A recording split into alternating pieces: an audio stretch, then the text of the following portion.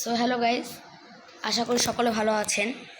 আমিও ভালো আছি। আজকে আমি আপনাদের শেয়ার করব কিভাবে একটা আবেদনপত্র লিখতে হয়। আজকে আমি আবেদনপত্রের একটা নমুনা দেখাবো আপনাদেরকে। ফার্স্টে আপনারা ডেটটা দিয়ে দেবেন, প্রধান শিক্ষক লিখে যে স্কুল সেই স্কুলটা দিয়ে দেবেন, জেলা দিয়ে দেবেন, বিষয় কি বিষয় লিখে বিষয়টা লিখে দেবেন।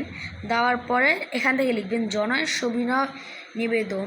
এই যে আমি আপনার বিদ্যালয়ে পঞ্চম শ্রেণীর একজন শিক্ষার্থী, গত 4 মার্চ 2026 শারীরিক অসুস্থতার কারণে আমি বিদ্যালয়ে উপস্থিত হতে পারিনি।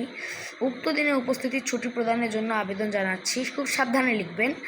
অতএব একদিনের ছুটি মঞ্জুর করতে আপনার মর্জি হয়।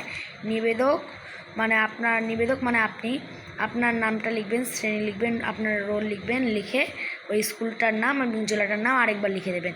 দিয়ে আপনাকে কিন্তু আরেকটা জিনিস খেয়াল রাখতে হবে, এটা যেন কোনোভাবেই যেন না হয়। এটা আপনাকে খেয়াল রাখতে হবে যে এটা যেন এক লাইনে এভাবে আসে, এটা যেন এইটা এখানে এভাবে ট্যারা ব্যাকা যেন না হয়।